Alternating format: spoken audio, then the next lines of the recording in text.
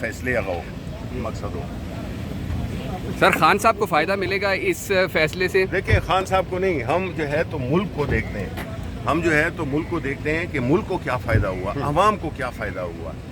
इनफरादी फ़ायदे जो है वो तो लड़ रहा है, पिछले 1 साल से बैठा हुआ है और बड़े उससे इस्तेकामत से।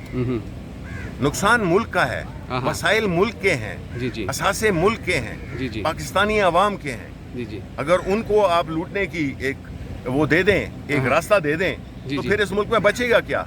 इस मुल्क से तो सारे ये तो सारे वो हैं लीचेस हैं जो कि खून चूस के और अपने बाहर जाके ना जायदादें बनाते अलकादर हैं। ट्रस्ट में उन्हें फ़ायदा मिल सकता है इस फैसले से, है ना? जी। अलकादर ट्रस्ट देखिए फिर मैं कहूँगा कि जो ये इसलिए नहीं है, हम अपने ज़ाती फ़ायदे के लिए नहीं, हमारा लीडर जो है वो खड़ा हुआ है, वो कोई ऐसा एनआरओ नहीं मांग रहा। एनआरओ जिनको मिलना था वो मिल गया। जी जी। सब ये बताएं कि 8 सितंबर का जलसा कर रहे हैं सर? इंशाल्लाह बिल्कुल होगा। Thank you sir.